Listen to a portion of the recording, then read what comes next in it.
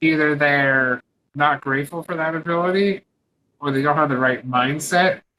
Like, it's really dealing with a rare disease is not just dealing with your disease, it's dealing with the emotions that come along with it and the hardships you face. So I think it's like 50% your body, 50% the way you think about your disease.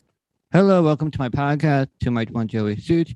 I am Joey Suits, and I'll be giving a mic to Anthony Devergillo. He currently has Duchene Muscular Dystrophy. It is a weakening of his muscle that affects mainly boys. Thanks for joining today. How are you today? Doing well. How are you? I'm great. Thank you for coming on. Happy to be here. Yeah, so as I was doing research about you and Duchenne muscular atrophy, or DMD for short, it is weakening of your muscles. Were you born as Arnold Schwarzenegger and weakened as you age, or were you already weak? Well, when I was born, it's actually called Duchene Muscular Dystrophy. Sorry about that. Duchenne? It's okay. Duchene. Duchenne. Yeah. Okay, sorry about that. Duchenne Muscular Dystrophy. No, it's okay. I know you. It's hard to pronounce anyway. I don't think there was an accent over the E, so I think that's why I call it Duchenne. Okay. I'm just gonna call it DMD. Yeah, DMD is easier, or just Duchenne. I feel like you probably deal with that a lot because so many rare diseases have some crazy names. Yeah, like my disease is fibrodysplasia ossificans progressiva, and say that like 3 times fast. It's like, nope, just FOP for sure. So DMD, go. All right, so when I was around age 3, my parents noticed that I was not able to get up off the ground easily. And to get up, what? To get up off the ground easily. Oh, like to like crawl? Yeah, to crawl, or be able to, like, when you're sitting on the ground, be able to get up on your own. Okay. I struggle with that. We actually noticed like I was getting up a certain way. It's called the Garrow Maneuver. And what that is it's basically a certain way that people shouldn't get up off the ground, where you lean forward and use your elbows to get up off the ground. Like, compared to how an able-bodied person could just get up off the ground, just get straight up off the ground. It was a lot harder for me, and I wasn't able to run around with all the other kids and like keep up with them.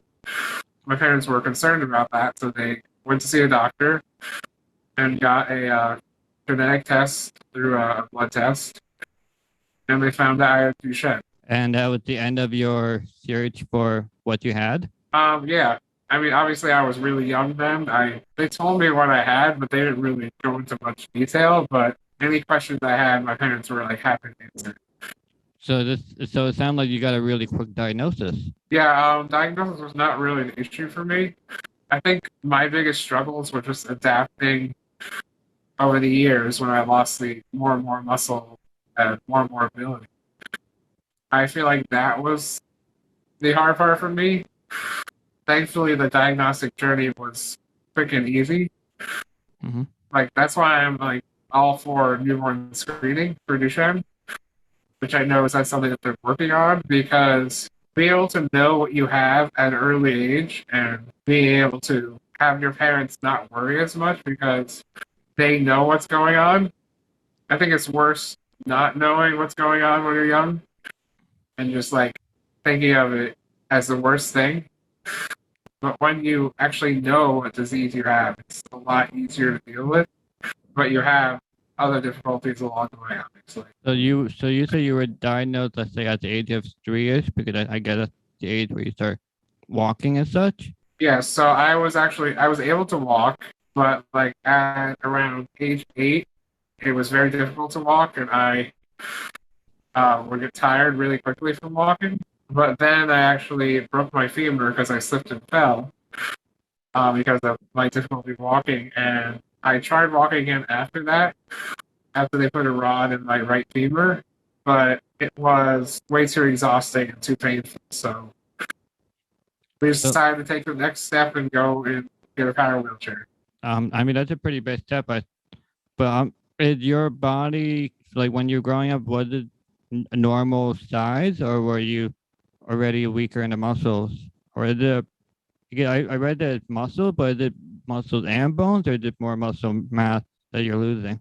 It's more, I have muscle, but they don't work properly because they're missing a gene called dystrophin, and without that, muscles can't act normally. And that actually, dystrophin actually maintains muscle mass. So without your body creating dystrophin, your muscles weaken more and more over time because there's nothing to maintain their ability. Your muscles are weaker? Does it feel like a rubbery? Like, does your muscles feel different to you? My muscles, I don't really feel different. It's more, say, if I wanted to move my arm and raise my arm, I can't do that. Mm-hmm. So it's more, I have limited ability to move. And actually, obviously, that's become more difficult over the years. Like right now, to use my computer, I have to have my hand in a certain spot. I'm able to use the trackpad with one finger, but I've actually been having more trouble like playing video games and things like that I enjoy doing because of less dexterity. Are all Duchenne people that are diagnosed, do they all kind of go through the same pattern of difficulties, or is there some that are worse than others? I would say like any disease, like every person with the disease deals with it differently. Um, like their body may weaken slower, or different parts of the body might weaken before others. So really, it's hard to like think of one journey for people with Duchenne because each of us are kind of on our own journeys, and like we are adapting to the movements and abilities we lose differently because we all lose them at different times. But do you guys eventually lose the same kind of movement, or did Duchenne just affects everyone differently? I would say the biggest thing that Duchenne affects and the most important part of the body is the heart and lungs because those are muscles too. But I would say like at a certain point, yes, we all are all at the same level of ability, like not be able to move that much. But thankfully, there are medicines and treatments that help make our lungs stronger and make our heart beat stronger. I use a ventilator, which you can actually see right here, to help me breathe. It doesn't breathe for me. What it does is it allows me to fill my lungs and get a deeper breath, which helps me to communicate and be able to talk to everyone on this podcast. So I'm just really thankful that there are like tools and equipment that can help my heart and my breathing because, like I said before, they're the most important part of the body. Yeah, like I read online that you do, in like the past, that Duchenne people will have a short lifespan because the technology just wasn't there to help them survive, and on your own you just probably wouldn't be alive. But like now, in like the past 10 years, a lot of technology has improved, and like you said, a ventilator. So you're on a ventilator to breathe because your body, if you didn't have it, then your body would not be able to breathe. Basically, my lungs would not be able to breathe as deeply as they should. That's like while I'm sleeping, that's very important because if you are not breathing deeply enough while you're sleeping, you get sleep apnea and you'll wake up and be gasping for breath, or you'll wake up in the morning, you'll have a bad headache or just have not as restful sleep. I can breathe, but these tools and equipment, the ventilators that I use during the day and at night, they help me breathe better. It just sounds like you could breathe on your own, but you can't breathe efficiently. That you're slowly killing yourself because I guess all the like the carbon dioxide and all that doesn't fully come out, and you're just slowly poisoning yourself. Is that fair to say? I wouldn't say that. It's almost like you're underwater and you're trying to breathe. Like it's more difficult for me to breathe. Like I would say these ventilators, they make me feel better and get deeper breaths and be able to talk more and do what I love more. But like you said, like if I was born like even 50 years ago, before all these ventilators and technology existed, I would not have the same quality of life. So I'm very thankful that I was born when I was because the technology was right. Um, and obviously, there's still more research to do and more treatments to find, but I'm definitely grateful for the year I was born. So I'm assuming that the more you talk and the more active you are, the more you need a ventilator. Yeah, you can see like when I'm doing this podcast, I'm using the ventilator a lot because I need those breaths in order to give speeches and to talk. Mm-hmm. I mean, do what you have to do. With my disease might worsen to the effect that I won't be able to breathe on my own, and I will need to get a ventilator, but not in the same way as you. I will have to get it to my neck because just to have, I guess, more direct airflow to the lungs versus like the Okay. neck area. So if, like for your case, how come you're able to do it through your mouth, but like you don't need a? I think the word is A tracheotomy? yeah. So how come you're able to do it through your mouth, but not like you would need a tracheotomy? Do you know? I would say it's because I have like the lungs and everything are working the way they should. They're just not working as well as they should. I think maybe for you and for other people, it might be that the way your disease affects your lungs might make them not work the right way. Combined work, but they don't work well. Is that something that you have to worry about in the future? No, my current respiratory care team, they aren't really fans of trachs because it's a lot more maintenance to do and a lot more to upkeep. And you have like risks for infections. They know that I have everything, like my lungs and everything works. And so they want to assist the lungs and not do a tracheotomy and kind of replace the entire system.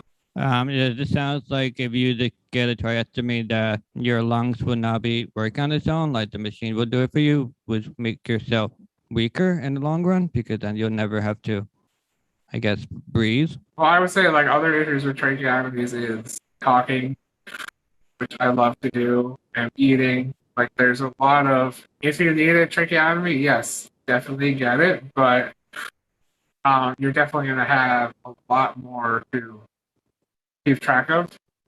And I think my doctors want me to use a ventilator to assist, but not do everything for me.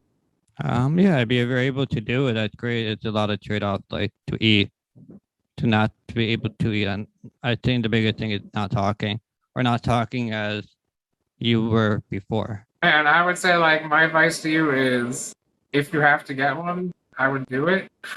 Because even with all the things that it does, that it takes away, you're breathing. That's the important part. The important part is you're breathing. Well, yeah, it's either you can talk and eat, but then like you wouldn't be alive. So it's like pick one or the other, you know? So I would say like there are people I know that have trachs that have been able to adapt to speaking and eating and doing everything with them. So really it's no matter what you go through, you can find a way to adapt to it. yeah, that's just the hardest part. It's easier to think about versus actually like committing to it.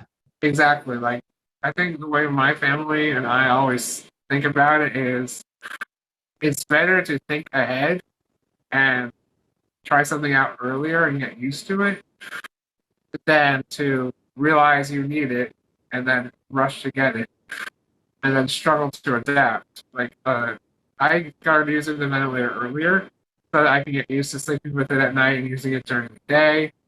I get used to people looking at me and wondering what machine that was or what I'm using. And I just had to adapt to it before I desperately needed it. Because when you desperately need it and it's not working, you're going to get more frustrated and you're not going to get the most out of it. But if you prepare ahead of time, you're going to be able to adapt really quickly. Did other DMDs have tracheotomies, or is it a person-to-person basis? I would say it's a person-to-person basis. It really depends on what your team is, what your level of breathing power is. Like, it's pretty crazy how each person deals with it so differently. Like, I would say my friend who's just a year younger, he is just starting to use ventilator and starting to use respiratory equipment because it really just started affecting him. Yeah, when did you start doing your ventilator? I would say maybe a year after high school. So I was around, let's say I was 20 when I started doing it. And I guess the biggest reason I started using it was I got really bad pneumonia. I was in the hospital for a week and a half. And that could have been a reduced or prevented if I had just started using my ventilator and really clearing out my lungs and making sure that I expand them, and that I realized that if there's a tool that can help me breathe better and avoid pneumonia in the future, then I'm all for it. Like, why resist something that can help you? So are you using a ventilator to prevent future problems, or are you doing it because it makes you feel better now, or is it both?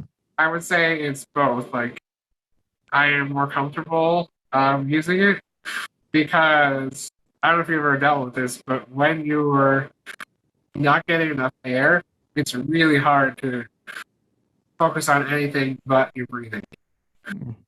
But when you have enough air and the ventilator is helping you, then you can actually focus on things outside other than your own disease. So, yeah, I want to ask, so would you consider yourself a better off DMD person, or are you like in the middle? Like, are you one of the better ones or one of the worst ones? It's really hard to like tell that because I'm never going to be in any other person with DMD's shoes or be able to see.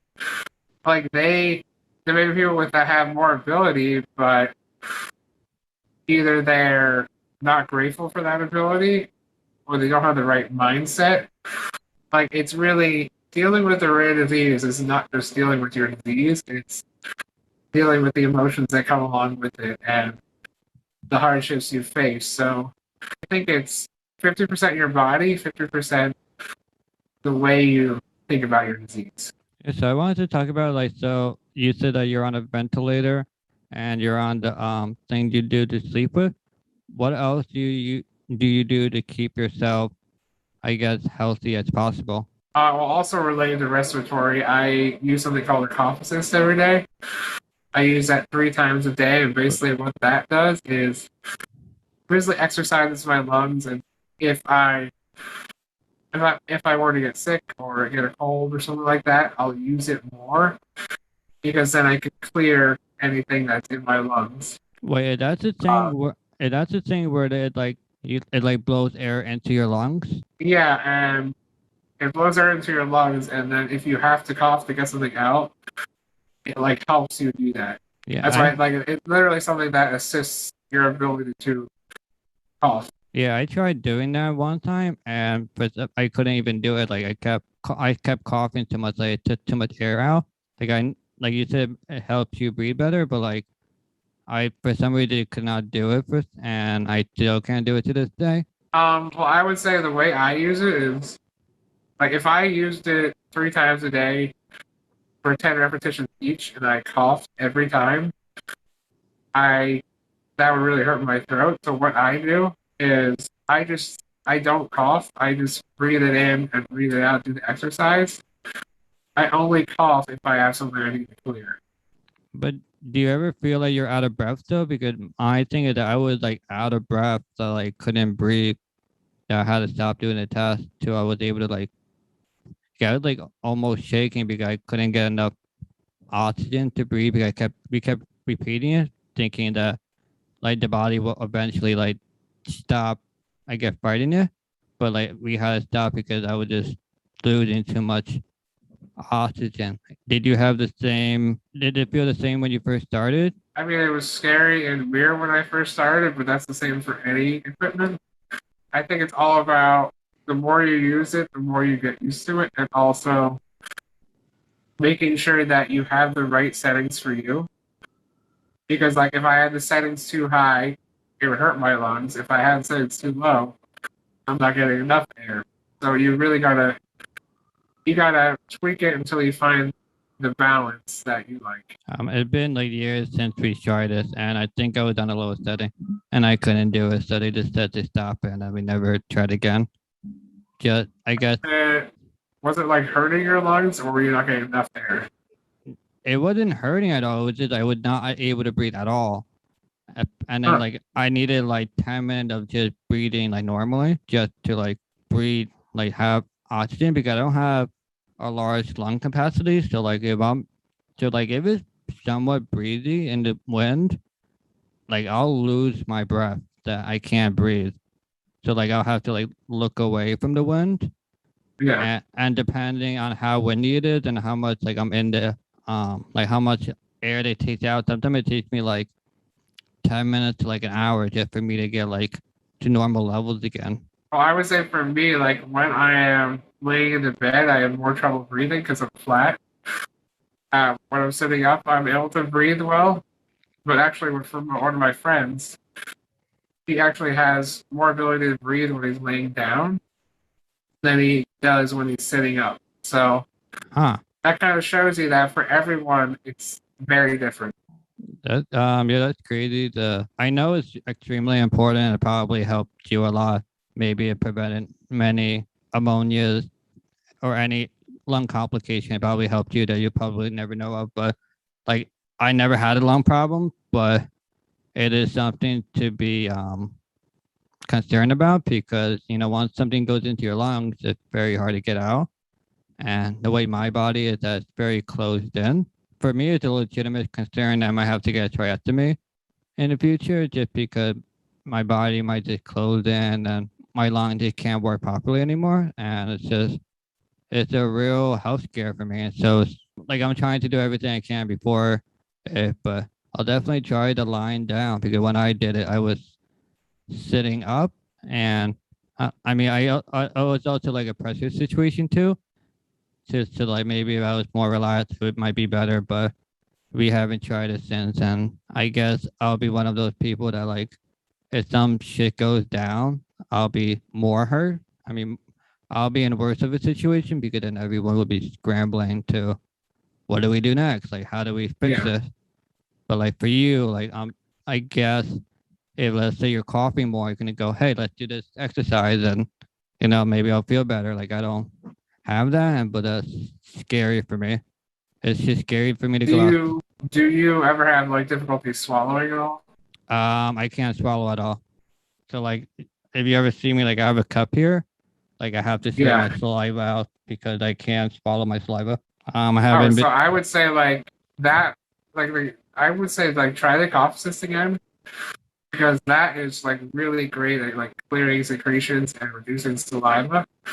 And like a big thing for me, like I used to have a lot more saliva until I realized I have acid reflux and started taking medicine for that. And it turns out that like taking that medicine and dealing with the reflux issues really reduced a lot of the secretions I had. I mean, just with the saliva that I spit in a cup, it honestly, I would never able to figure out. Like some days I'll like spit maybe like quarter, eighth of a cup, and then some days I'll do like half a cup, almost full cup.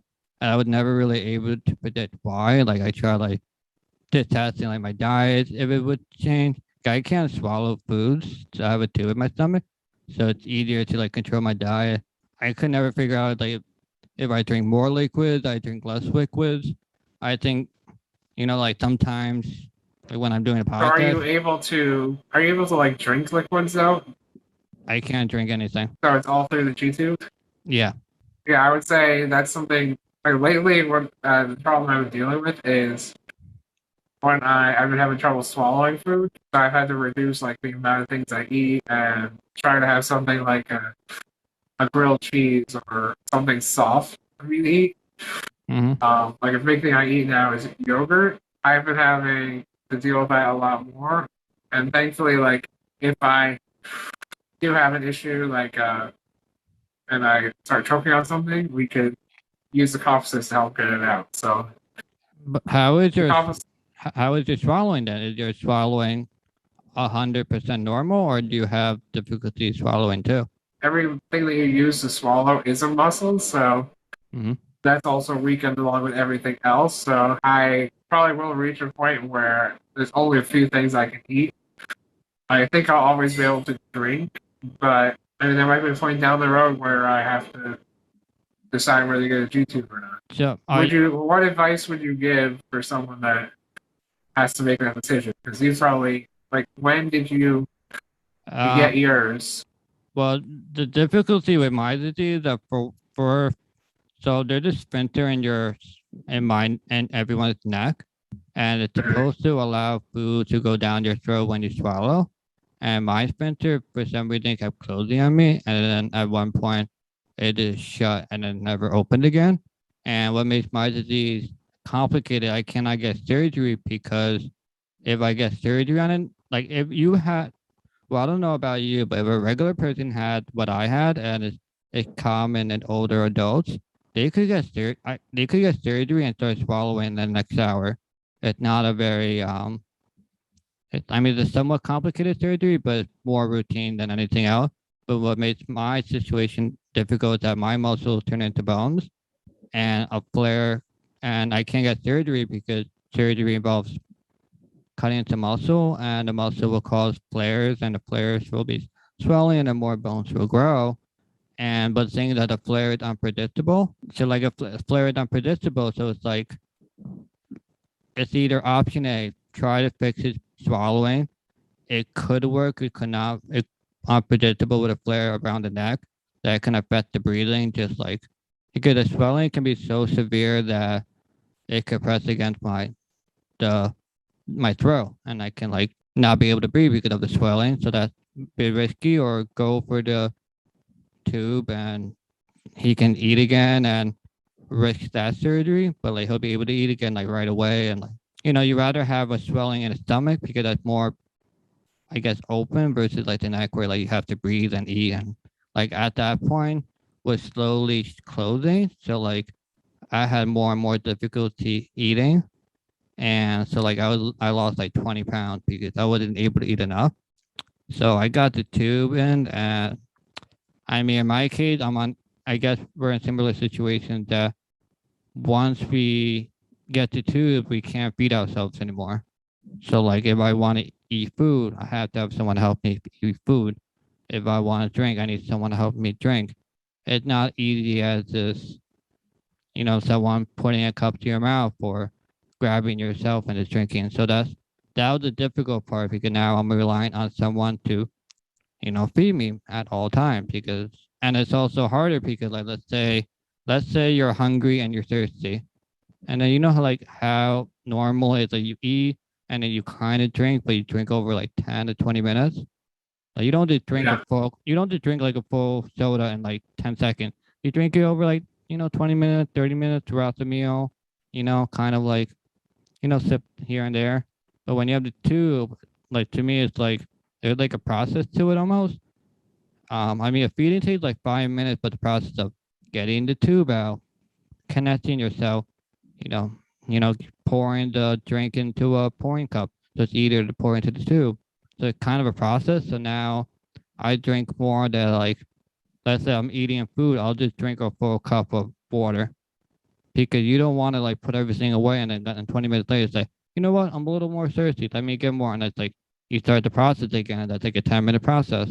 For me, it bothers some to ask people to help. Do I drink more to compensate what I'm going to go in the future? And then you also compensate what you're going for in the future. So like let's say, so like if you're at home, like let's say every day you're kind of in hibernation mode, so you don't eat as much. So you go like, oh, I'll just have like they give you these formulas and they're 500 calories per 8 ounces. So like let's say you're be at home all day, you'll just go, I'll just have one. It's called a nutrient. So I'll have one nutrient that's 500 calories. That should last me like from morning to evening time. But let's say I'm going outside and, let's going to the doctor and stuff. I burn a lot more calories out there. So I'll go, I want two nutrients. That's 1,000 calories. And that'll last me till lunchtime. And then I'll need another, maybe I'll just have 500 for lunch because I need way more calories. So you kind of do that, but it's also great in its own way. Besides, I need people to help me, but like, it's great for one. I never have to pay for food again. Like the insurance pays for the food, so I never pay for food. And everyone knows how expensive food can be. So that's a great thing. Another great thing is that it's so much quicker to eat food. So like if you're efficient with feeding yourself, you can feed yourself a full meal and liquids and everything in 10 minutes and you're done. Versus Yeah, I would say for me, like from a young age, like probably around 10 years old, I needed other people to help me to help feed me. So like that's something that I'm used to, that I do every day. And I think I realized that like eating, breathing, if there are people out there that can assist you with eating, people equipment out there that can assist you with breathing, I would say use your support system and your caregivers and your equipment. Use that as much as you need to, because altogether they increase your quality of life. And like breathing and eating and going to the bathroom and like getting dressed in the morning or getting ready in the throughout the day, like those are necessities of life. And if you're not afraid to ask for help with those things, then you can really enjoy the greater things in life. it's just difficult. Well, it changes like so like eating. You have to eat. So like you have to ask for food. But like Yeah. there might be some things that if you can do it on your own, you're gonna do it on your own just because like I'm stubborn, so I try to do everything on my own, but it just sucks for me to ask for help. I don't want to, or sometimes you like want something in a particular way, but like you have it in your mind, but sometimes it's hard to like explain it to someone that doesn't understand. So like I'll give an example. So like I have a filming setup and I'm really into videography. So I know like my cameras and the angles and like all these things. And like my mom isn't, and she helped me with the filming. And she doesn't really understand this. So like I have to talk like I'm talking to a 5-year-old. So I'd be like, press the red button to do this function. And so like I had to take a lot of baby steps, but if I could say if I knew someone into videography, I could say, put the camera on 35 millimeter and make sure the lighting is good and such. And she would like just do it. But like my mom, like I have to help my mom help me out. Which Like when I go to summer camp and have like brand new caregivers for that week, I would say it's frustrating, but at the same time, I realize that the people that I'm teaching about how to take care of me, like when they go home from camp at the end of the week, they're going to have learned a lot, and they're going to really have benefited from me not getting frustrated, from me like explaining myself. And I would say for you, like, I probably struggle with that same thing when I'm asking my nurse to help with a technological thing. Is I have to be very specific of what I ask for, but in the end, I still get to do what I want to do. It might take longer, but it's better than sitting there and not be able to enjoy what you do.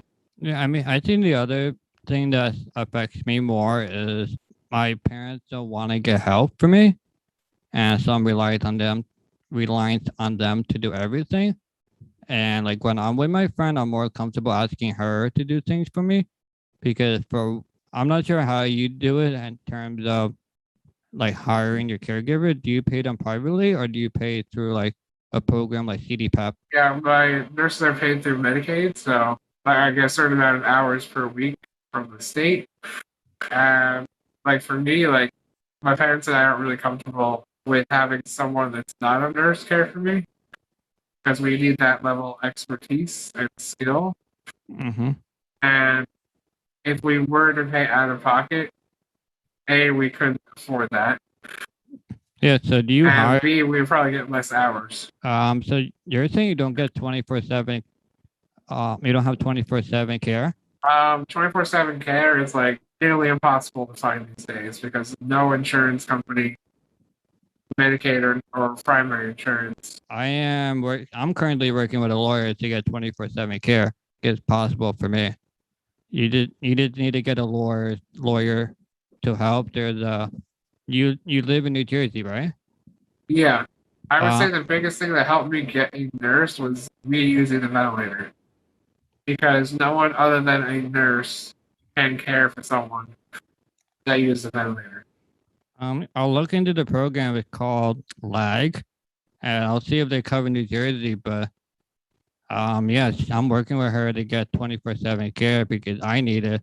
And just even if I did talk to you for a minute, you definitely need it. And it's just be nice to get people that get paid to help you out because it's great. Like so, like my friends, like we hang out and stuff, and she also had to take care of me, but she also got paid too. So I'm more comfortable with her because it's kind of like, oh, she gets paid to do this, so it's like more. It seems more even to me. Like you're getting paid to help me versus like my mom is more like a favor. If that makes sense. For me, like I always think my parents are like want to help me. They're there for me because I'm their son. So I think it's a lot of it's like in our own minds, we think that we're a burden and like asking for help is difficult because we think like it's an annoyance or an issue. But I would say your parents are helping you because they love you. So I wouldn't worry about that as much because you're never going to be a burden to your own parents or to your friends or your family. Um, And but I think you kind of have to think about that and kind of adapt to asking for help, even though in your mind you're thinking that you're a burden. no, I don't it's know if not. that's true for you. No, it's not really. I mean, the burden part, yeah, but it's just that they're getting older, and I require more care that they can give at one point. And then there's gonna be at one point where they're just unable to take care of me because I need more physical help, and just getting older, just you just can't do it, and it's just what makes their life a little easier, and but it's also a more of a they're anchored to me, so like they can't leave the house for many hours. And so they get care, they're able to leave the house more often and being more comfortable just being able to go somewhere like on a vacation because like there are places Are they you want. able to get any care at all? They don't I have hours and I'm trying to get more, but my parents don't want any care at all.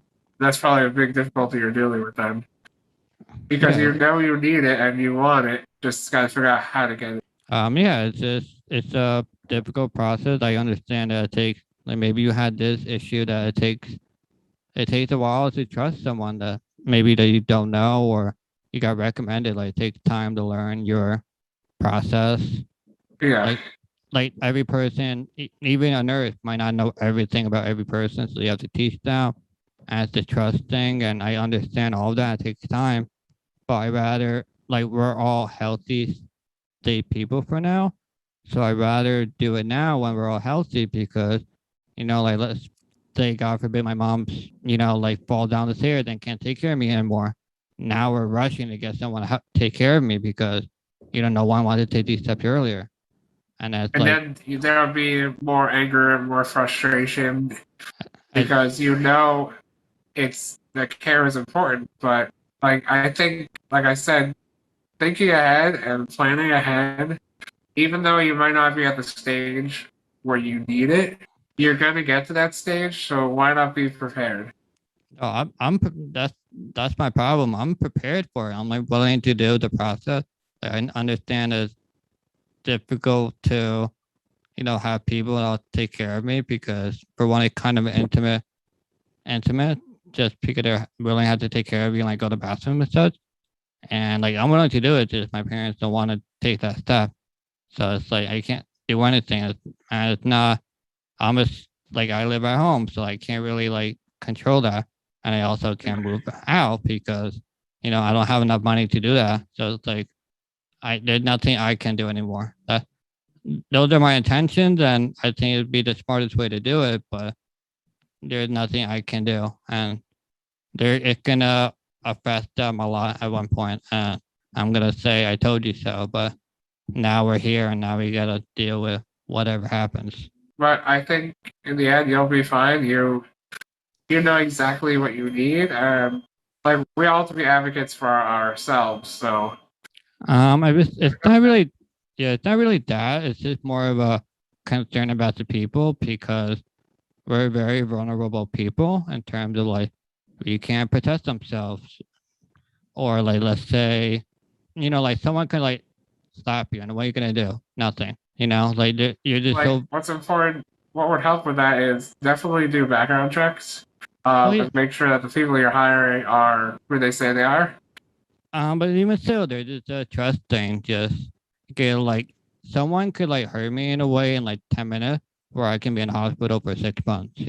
And it's just that's the big concern. I mean, at the same time, there are pros and cons to caregiving, but the biggest pro I always see is increasing quality of life and being able to do more of your video, do more of your podcast, and maybe able to get out of the house more. Like I think at some point you have to not ignore the risk, but consider the risk and then realize there are so many benefits and they far outweigh the risks. No, I understand it. I'm willing to take the steps to do it. My problem is not me right now; it's my family. So there's nothing I can do to. There has to be some catalyst to force them to do it, because at the moment there's no reason to do it, or they just don't see it. So that's that. But let's move on to a different topic. So with my heavy research on you, I was able to find your address, social security number, name and stuff. I know all of that. So I know you work at Amicus Therapeutics as an internal digital communication associate. You said you had a lot of trouble looking for a career since you graduated from Rutgers College. What did Amicus Therapeutics needed to provide for you to work there? I think what they provided was giving me a chance. I know there were like a lot of people that and other companies that I tried to get a job at would love my story and love my abilities, but once they realized I'm in a wheelchair, I need all these extra things, they change their mind behind closed doors and decide not to hire me. Mm-hmm. So what I would say is what Amicus Therapeutics did, and by the way, Amicus Therapeutics is a rare disease pharmaceutical company, and what they did is they gave me the opportunity and didn't think that the extra things that I need would be a negative for them, and they like really just give me the opportunity, allow me to show my skills and my expertise, and really like I've been at Amicus for the past 5 years now, and I would say I've grown professionally, and they've given me all these great opportunities. So I would say for any company out there that wants to hire more people with disabilities, it's really all about giving everyone a chance and not worrying so much about are they going to need someone to care for them? Are they going to need flexible hours? Like, I think now with the pandemic, the world and of careers for people with disabilities has really opened up because you can work from home, you can have flexible hours, and by working at home, you can have the care you need at home. And it's like there's a lot less accommodations other than the right technology or other accommodations you might need at home in order to do work, but there is no reason that someone needing accommodations should stop you from hiring them. Are you saying that you worked in an office before the pandemic started? I went into the office for Amicus once a week, but and then the rest of it was from home. So right away, like they understood that it's difficult for me to travel, difficult for me to get out of the house. So they allowed me to have that flexibility in where I work because in the end, it doesn't matter where I work, it matters the work I get done and like what how much I put into my work and not where I do it. And so what other accommodation did you need? So you said flexible hours, working from home. I'll be able to have my caregiver, like before the pandemic, have my caregiver able to go with me to the office. But now, since I'm working from home, like that's not as big of an issue. Mm-hmm. So I guess like for a lot of companies, like before the pandemic or even now, it's difficult to like. There's more you have to do to adapt to someone with disability, and a lot of people feel that they don't want to do that work. But like for me, like because of my disability and the way like a lot of people may look at someone in a wheelchair and think that we can't communicate or that we're not smart or we don't have the same level of ability. I think like what I did, even at Amicus, even though they were accepting and a great company, I still worked twice as hard in order to, because I know about the stereotypes of people with disabilities, and like I realize like for a lot of things I do, I work twice as hard on it because I really wanted to prove my worth, and I definitely like after just a short time at Amicus, like I proved myself, and I've had an amazing experience since then. So So now you just sit back and do nothing. no, like I've always had the attitude where I give everything 110% because like for Amicus, like it's about our patients, and me giving 110% allows us to create potential treatments faster and help more people. Yeah, I want to talk about. So I don't know if you remember like the interview process, but I like when I apply for job, they always have a check mark of if you will need accommodation and stuff. So one during the process, did you say that you will need accommodation? Like, did you say you need accommodation after you were hired or during the interview process? Like, how did you handle that? All I would say with Amicus is they, like me being in a wheelchair and having a rare disease, that wasn't going to stop them from hiring me. And they know that, like down the line, I might need more accommodations. I might need special adaptations. They really saw my abilities over my disability. Yeah, but I'm asking, did you address your accommodation that you need during the interview process, or they accepted you and then they asked like, hey, what do we need to do to make you be able to work here as best as you Yeah, I can? would say it's after I got accepted that we had that discussion. We talked about accommodations, and I think what a lot of companies realize is the accommodations and the adaptations you have to make. They're not going to be crazy or astronomical changes. It's really just be able to communicate with your potential hire and be able to make small changes that in the end make a big difference for them and their career. Yeah, and then especially now with the pandemic, I mean, yes, you're in a wheelchair and you're disabled, but since everyone's at home, it's kind of like if you look at the work of, let's say, we're both doing the same job, let's say you and a regular person are doing the same job, the end result will look almost exactly the same. Maybe you're better than the other person, so yours might be better, but at the end of the day, the work would be similar because you're doing the exact same job as someone else. You just have more obstacles, but you're also you also know who you are. You also know your obstacles. So like you don't even have to ask for accommodation except maybe flexible hours, but you could say like, hey, you need this done? Okay, I'll do this by today. And you just give it to them and that's it. Like you're just doing your job normally. I think it's just like anyone trying to get a job. If you have the right if you have the right work ethic and you get your projects done and want to succeed, then you're going to be successful. But if you do things lackluster, then you're not going to be successful. So I think it's more about the mindset of the employee than whatever their circumstance or disability may be.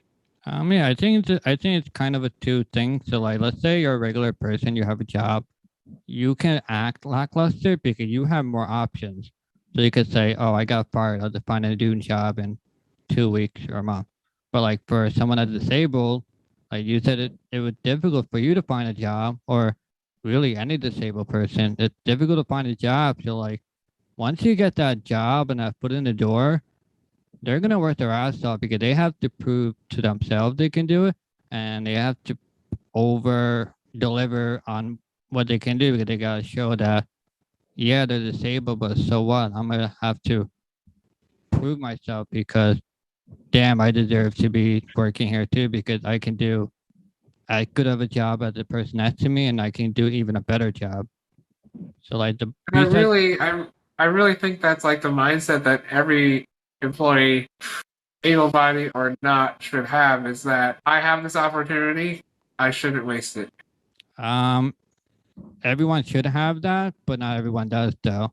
And I think the Yeah. disability people put the bar higher for themselves just because they don't get the opportunities often. They gotta take advantage of it because if they don't do a good job, they cannot find another job for another 6 months to a year. Yeah, I definitely understand that. I would say, like, the way I approach my job is, to me, it doesn't feel like a job. It feels like it's fun to me. It's exciting because I get to do something new every day. To me, it's 1,000 times better than sitting at home and just trying to figure out what to do with your day. I like having that purpose and being part of something bigger than myself. Oh no, it's great. I think jobs in itself are just important just for mental health and such. Just yeah, like I can't speak for everyone. Some people are just unable to work for whatever reason, and I would say some that don't work could definitely work because they just don't, I guess, want to. Or some people are wanting to work and they just can't work because they just never got the opportunity to. And it's difficult because when you apply for a job, they say, "Hey, you need 5 years of experience," and you're just like, "Where do I even go for experience?" And it's like you can't even do that. So, but I would say the big thing is like it took me 2 years, and if I had given up in that time, then I would be sitting at home bored throughout the rest of the day. I think it's just like I think like nowadays, like when you're trying to find a job, I think even able-bodied people struggle with finding the right place for them as well. And I think like yes, we have difficulties, but I think it's hard for anybody to find a job now because the level of skill and experience you need is higher than ever was before. So it's like getting your foot in the door and like making connections and communicating with people and just being optimistic and positive about it. Like having that attitude, really, like any company that's trying to hire you will look at that and see he's not only has the skills we need, but he has the right mindset, and um, that might unlock the opportunity for you. yeah. So any companies out there that want to hire more disability people because they could be your best employee. Exactly. So before I take the mic away from you, is there anything you want to add or say or promote? The mic is all yours.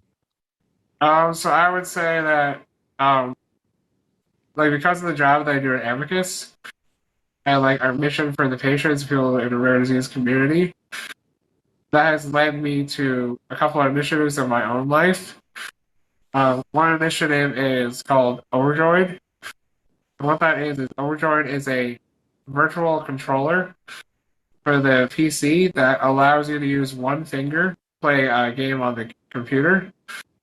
And me and my friend are working on reaching the beta version of that and really just like open up the world of video games to be accessible to everyone. And we're also looking at using it for music, using it for RC cars. Like I would say, like my advice for everybody is if you have an idea or if you notice like a gap or something that needs to change, I would say go out there and make a difference because There's no point in sitting around and waiting for someone else to do it. Yeah, I'll put all his information down below, all the links and everything. Thank you, Anthony, for coming onto the podcast. Thank you, everyone, for listening and watching. And I'll catch you next time. Bye. Yes, thank you.